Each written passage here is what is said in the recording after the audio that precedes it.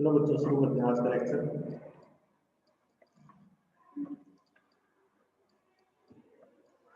आज हम multi level inheritance देखेंगे। मल्टी लेवल का मतलब क्या है, जैसे आपको पहले बताया गया था। जैसे सपोज करो आपके पास कोई क्लास है, इसको हमने इनहेरिट कर लिया किसी दूसरी क्लास के अंदर, मान लेते हैं इसका नाम है बी। इसको हमने फर्दर इनहेरिट किया क्लास सी के अंदर। इस तरीके से इसमें मल्टीपल लेवल हो गए। एक लेवल तो आपका ये हो गया, एक लेवल ये हो गया, तो इसको हम मल्टी लेवल इनहेरिटेंस बोलते हैं। ठीक है, चलो इसका एक एग्जांपल देख लेते हैं अब।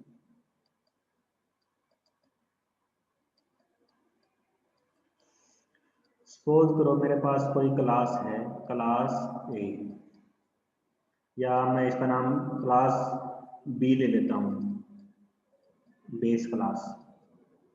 ठीक है, और इस क्लास के अंदर मेरे पास मान लेते हैं कि भाई पब्लिक सेक्शन के अंदर अपने पास कोई फंक्शन है, और एक तो वेरिएबल ले लेते हैं बी, इसकी वैल्यू ले ली मैंने 20, और एक फंक्शन बना दिया void put b। ठीक है, इसके अंदर मैं सी आउट करवाता हूँ बी की वैल्यू।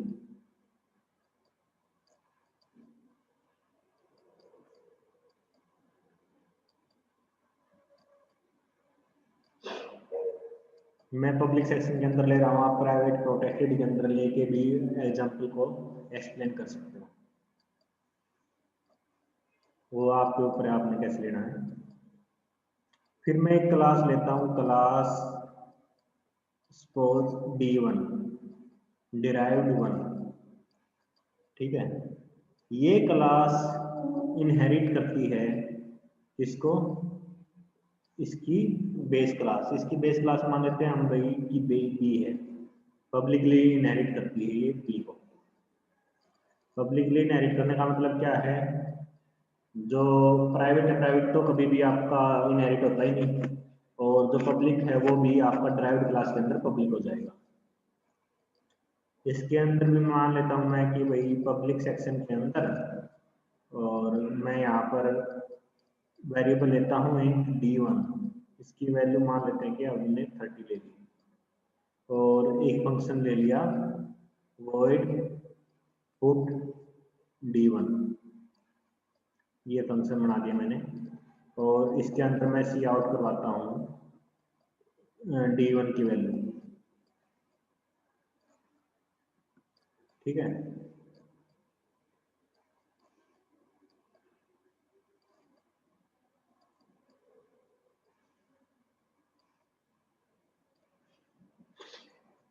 मैं एक और, अब देखो अपने पास इन दो क्लास के बाद ये सिचुएशन बन गई है कि भी बेस क्लास है आपकी पेरेंट क्लास, बेस क्लास, तो इसको इनहेरिट कर लिया D1 ने।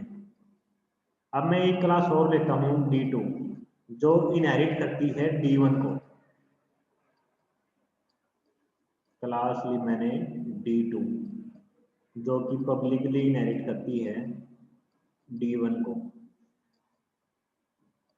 और इसके अंदर मैं पब्लिक सेक्शन के अंदर एक तो वेरिएबल लेता हूँ इंट D2, इसकी वैल्यू मान लिया मैंने 40 ले ली, और एक फंक्शन ले लेता हूँ void put D2, और इसके अंदर मैं सी आउट करवा देता हूँ D2।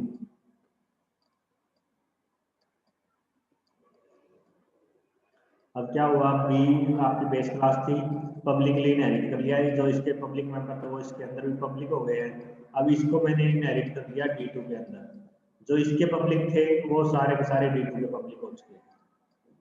ठीक है, अब मैं यहाँ पर मेन डिक्लेयर करता हूँ इंट मेन, और मेन के अंदर मैं D2 क्लास का ऑब्जेक्ट बनाऊंगा। मान लेते हैं कि भाई मैंने इसका ऑब्जेक्ट क्रिएट कर दिया x। अब जब मैं अपनी ये सिचुएशन हो गई कि बी को मैंने इनहेरिट कर लिया D1 के अंदर, तो जो इसका पब्लिक सेक्शन था, जो ये पब्लिक मेंबर थे इसके बी के, वो भी इनहेरिट हो चुके हैं आपके D1 के अंदर। तो ये जितने भी चीजें हैं, जितने भी मेंबर फंक्शन पब्लिकली इसमें डिक्लेयर करे हुए हैं, ये सारे के सारे उठ के आपके D1 के अंदर आ गए। ठीक है, तो ये मानो कि जैसे ये तो D1 के मेंबर है ये, तो ये जो B के मेंबर उठ के आए, ये भी मान लो कि इसके नीचे यहाँ पर एक्सप्लेन कर रखे हैं, इस टाइप से डिफाइन किए हुए यहाँ पर, ये सारे सारे के D1 के मेंबर हैं। और ये जितने मेंबर इकट्ठे हुए D1 के खुद के और जो B के आए ऊपर से, ये सारे के सारे मेंबर है अब D2 के। D2 के खुद के मेंबर है, प्लस जो इसने D1 से इनहेरिट की है, और D1 के कौन से है, D1 के खुद के, और D1 ने जो इनहेरिट की है B से, बेस क्लास से, है ना। तो इसको मैं एक्सप्लेन करता हूं।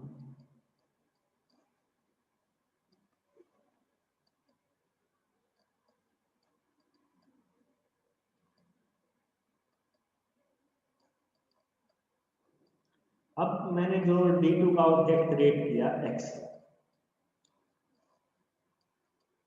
अगर मैं D2 के ऑब्जेक्ट X से पुट B फंक्शन कॉल करता हूं, क्या ये वैलिड है, बताओ।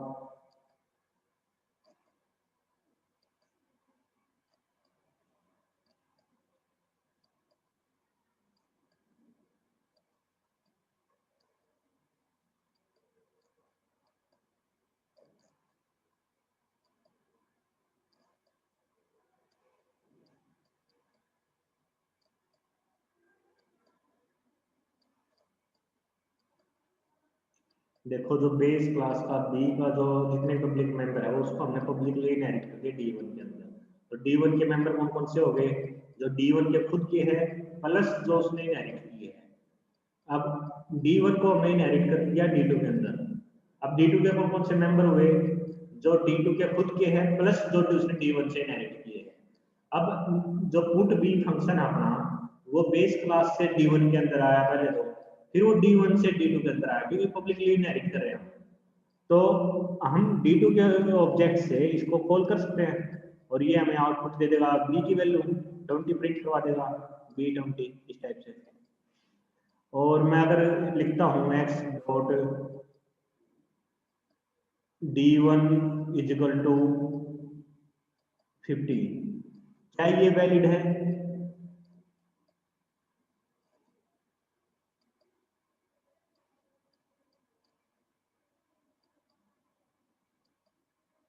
ये भी वैलिड है, क्योंकि D1 है तो ये आपका पब्लिक मेंबर है। पब्लिक मेंबर आप तो कहीं से भी हम एक्सेस कर सकते हैं, और उसको हमने इनहेरिट कर लिया D2 के अंदर भी, और बाहर से भी कर सकते हैं, वैसे पब्लिक मेंबर है। तो जब हमने D1 किया x1.D1, तो उसकी वैल्यू हम चेंज कर सकते हैं।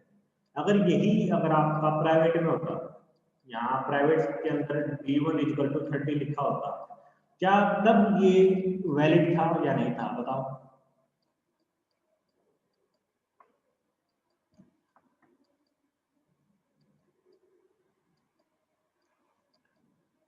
बिल्कुल ठीक है कि भाई जो D1 है वो प्राइवेट है, प्राइवेट को हम इनहेरिट ही नहीं कर सकते, और क्लास के बाहर भी कहीं यूज नहीं कर सकते, है ना। अगर मुझे इसको यूज करना है तो इसके लिए मैं क्या कर सकता हूँ, मैं एक यहाँ पर फंक्शन कॉल करूंगा, जो इसका है पुट डी। मैं इस यहाँ पर कॉल करूंगा फंक्शन को पुट D1, ये फंक्शन मैंने कॉल कर दिया। ये क्या करेगा, कंट्रोल लेके जाएगा इसके ऊपर। यहाँ पर आप इस विद इन क्लास तो प्राइवेट मेंबर को यूज कर ही सकते हो, तो यहाँ पर मैं इसको प्रिंट करवा सकता हूँ। अब ये बिल्कुल वैलिड है ना, ये बात समझ में आ रही है सबको।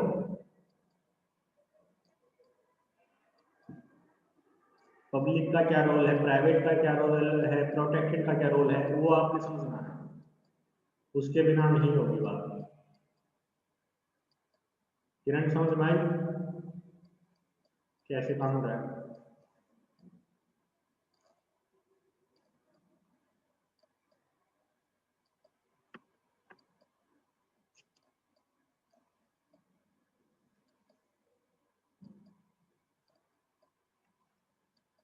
चलो अब देखते हैं मल्टीपल इनहेरिटेंस।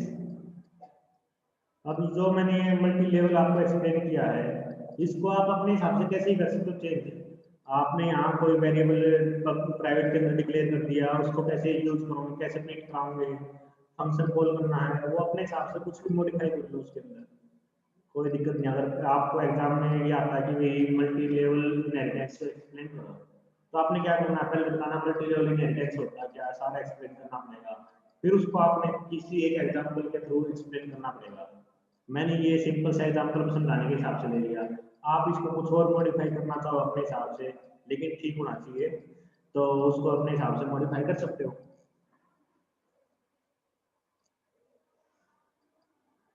अब देखते हैं मल्टीपल इनहेरिटेंस।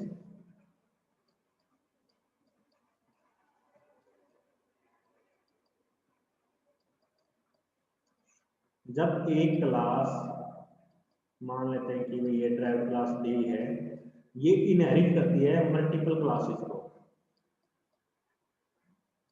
दो क्लासेस को मान लिया ये इनहेरिट कर रही है, B1 और B2, तो इसको हम बोलते हैं मल्टीपल इनहेरिटेंस। एक सेकंड होल्ड करना बच्चों।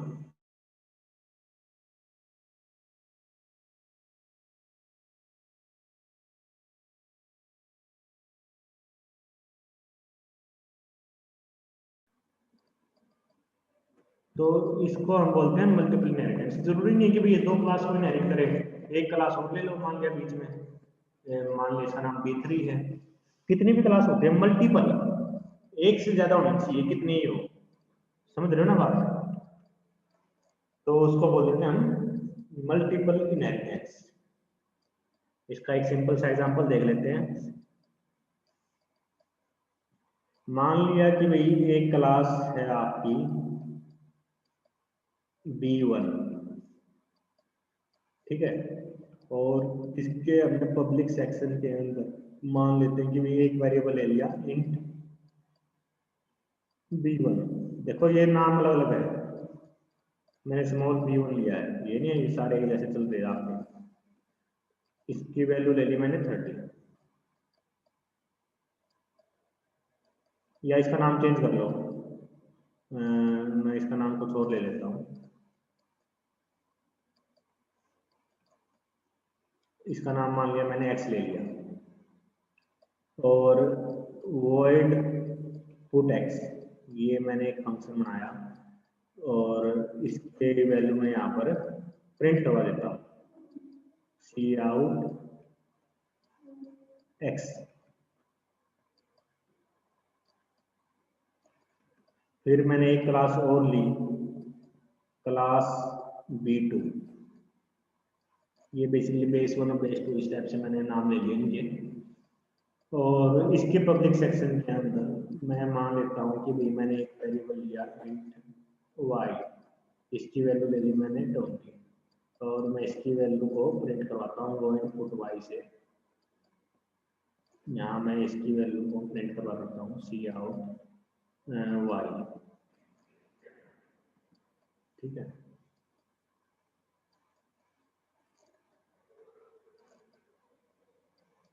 और मैं यहाँ पर एक क्लास और लेता हूँ, क्लास डी नाम से मैंने क्लास ली डिराइव्ड, और ये इनहेरिट करती है किसको, पब्लिक B1 और कोमा पब्लिक B2। इस टाइप से आप मल्टीपल जब क्लासेस को इनहेरिट करते हो, तो एक कोमा लगा के आप मल्टीपल को यहाँ पर डिक्लेयर कर सकते हो।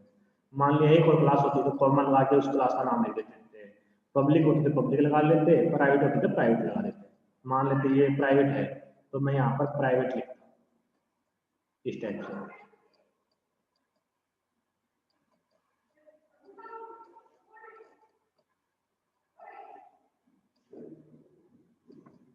और ड्राइव क्लास के अंदर अब आपकी B1 क्लास के जो पब्लिक मेंबर है वो आ चुके हैं और B2 के जो पब्लिक मेंबर है वो आ चुके हैं, है ना। और मान लेते हैं कि भैया आपका D क्लास के जो मेंबर है वो मान लेते हैं कि भी एक वेरिएबल है z जिसकी वैल्यू है 30 और वो इनपुट z मैंने एक फंक्शन लिया, इसको मैंने सी आउट करवा दिया z की वैल्यू, ठीक है।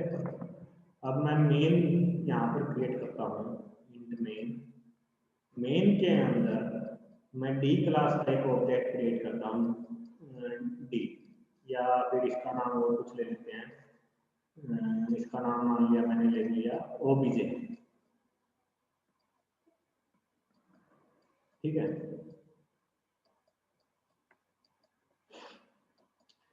अब पिछला जो केस था उसमें क्या था, आपके पास बेस क्लास से ड्राइव क्लास के अंदर आ रहे हैं D1 के अंदर, D1 से वो सारे मेंबर आपके D2 के अंदर आ रहे थे। यहाँ क्या किया मैंने, ये सिचुएशन ऐसी हो गई है जैसे B1 बेस क्लास, B2 दूसरी बेस क्लास, ये दोनों इनहेरिट हो रहे हैं D के अंदर, इन दोनों का आपस में कोई लेना देना नहीं है, इसका जिसका आपस में कोई लेना देना नहीं है, ये दोनों इनहेरिट हो रहे हैं इसके अंदर। इस B1 को नहीं पता B2 के अंदर क्या है, B2 को नहीं पता B1 के अंदर क्या है, लेकिन D को पता है इसके अंदर क्या है, क्योंकि वो इनहेरिट कर रहा है, है ना। अब मैं मान लेता हूँ कि भाई OBJ से मैं कॉल करता हूँ putex,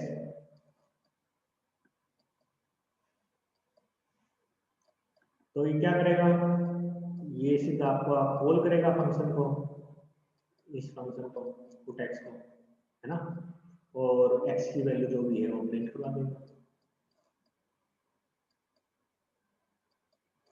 और इसको हम मान लेते हैं कि भाई OBJ डॉट पुट y करते हैं, तो ये क्या करेगा, ये इसकी वैल्यू प्रिंट करवा देगा, इसको कॉल करके y की वैल्यू।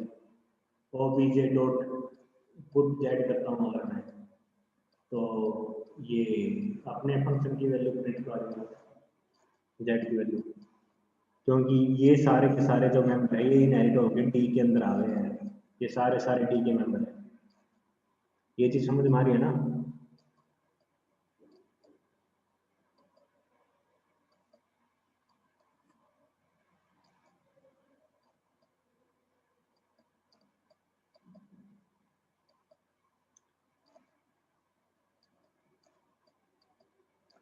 मान लेते हैं कि भाई जो अपना x था, यहाँ पर मैं डिक्लेयर कर देता हूँ int x is equal to 10, है ना। और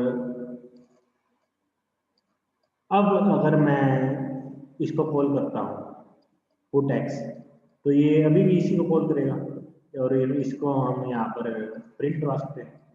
लेकिन क्या मैं इस x को यहाँ प्रिंट करवा सकता हूँ सी आउट z और उसके बाद x, क्या मैं ऐसे कर सकता हूँ?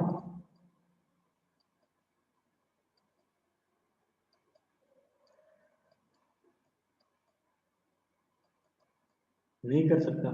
सही बात है किरण साहब, क्योंकि x है जो ये प्राइवेट है, प्राइवेट को आप इनहेरिट नहीं कर सकते।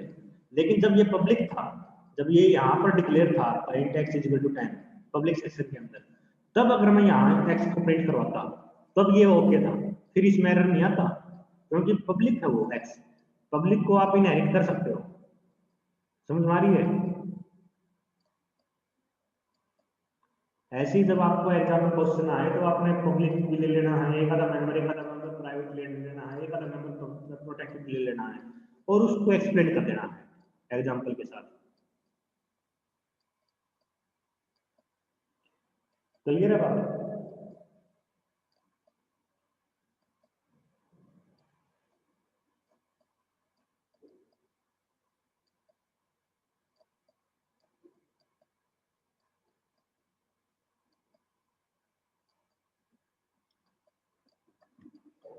चलो इस प्रोग्राम में थोड़ा सा चेंज करते हैं अब।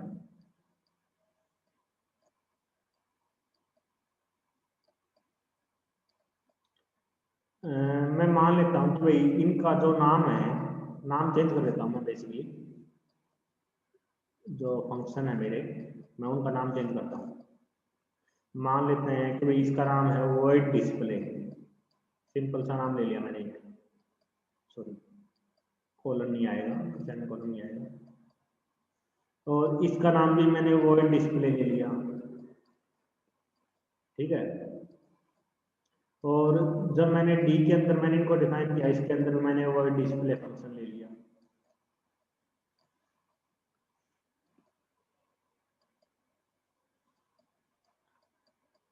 ये चीज समझ आ रही है मैंने क्या किया है? मैंने दोनों बेस क्लासेस के अंदर मैंने डिस्प्ले नाम से फंक्शन ले लिया, ठीक है। और ड्राइव क्लास के अंदर मैं मान लेता हूँ कि मैंने एक डिस्प्ले नाम से फंक्शन ले लिया। अब जब मैं इसको कॉल करता हूँ, मैं मान लेते हैं भाई, मैं इसको लिखता हूँ ओबीजे डॉट डिस्प्ले।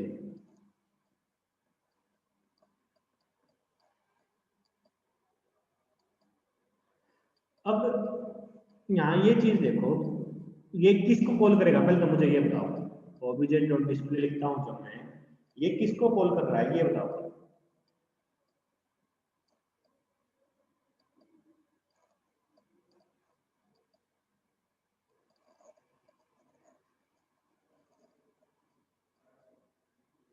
ये कॉल कर रहा है आपका डी क्लास के डिस्प्ले को। चलो ठीक है।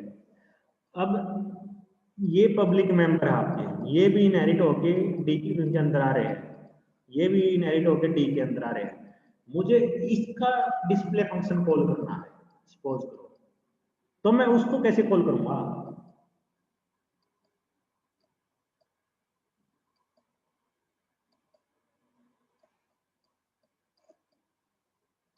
क्या तरीका हो सकता है?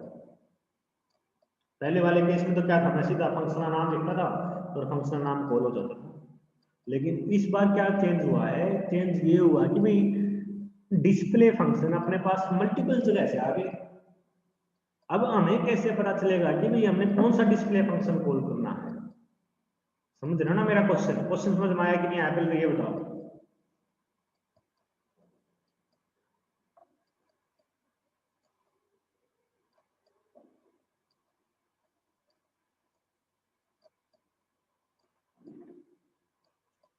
तो देखो उसको कॉल करने का क्या तरीका है? ऑब्जेक्ट ओबीजे, उसके बाद डॉट। अब आपने क्या लिखना है?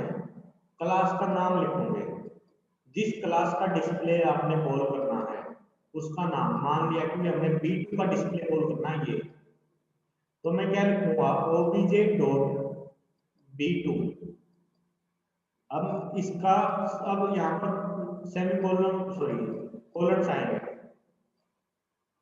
स्कोप रेजोल्यूशन ऑपरेटर बेसिकली, ये लगा के फिर डिस्प्ले लिख दो।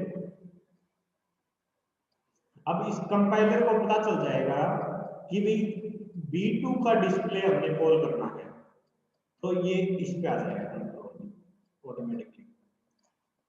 और अगर मुझे सपोज करो B1 का डिस्प्ले फंक्शन कॉल करना है, तो कैसे होगा? लिख के दिखाओ, स्टेटमेंट क्या लिखी जाएगी?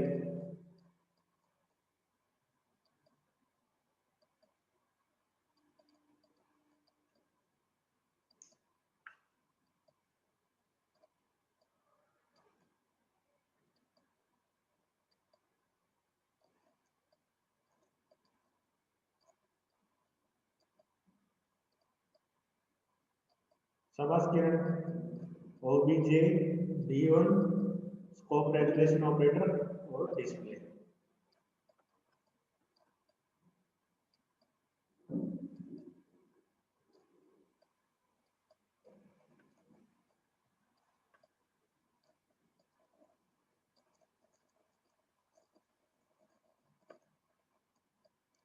सभी को आवाज आ रही है मेरी?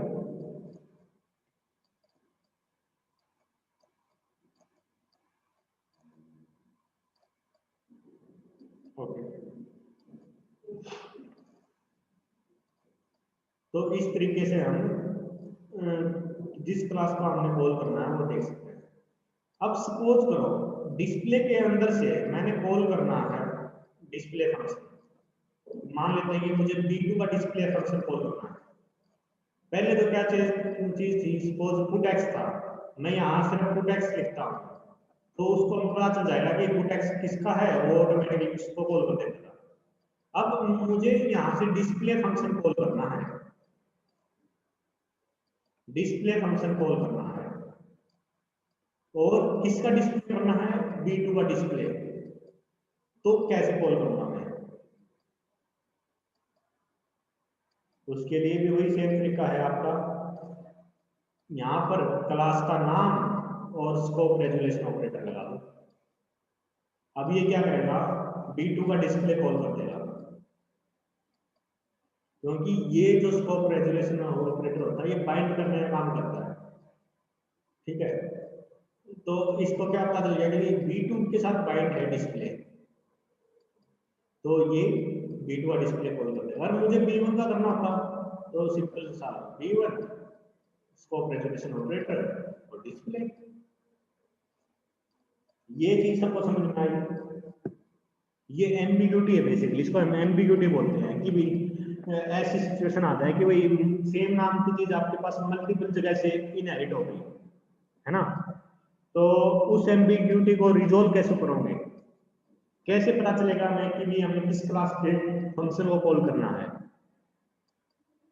ना। ये चीज हमने यहाँ पर एक्सप्लेन करने की कोशिश करी है। ये चीज सबको समझ में आई या नहीं आई, ये बताओ।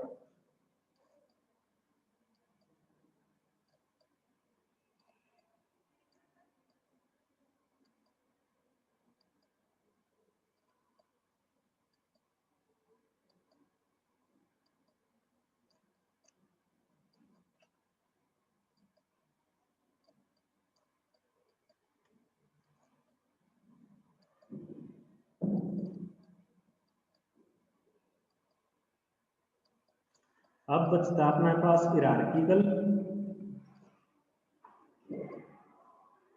एंड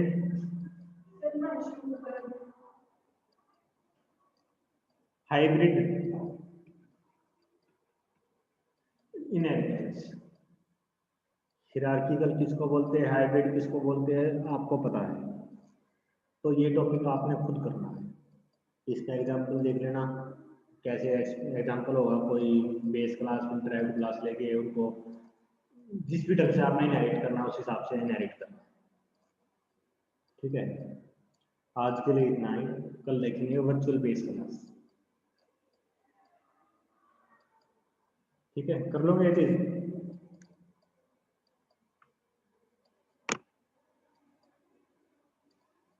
हाइब्रिड में मल्टी लेवल मल्टीपल इनहेरिटेंस दिखा देना सारी चीज। 3 क्लास के बजाय 4 क्लास हो जाएगी, 5 क्लास हो जाएगी, कोई फर्क नहीं पड़ता। किसी को ना आए समझ में फिर पूछ लेना, लेकिन ये खुद करना आपने। और अब मैं अभी मीटिंग एंड करता हूँ।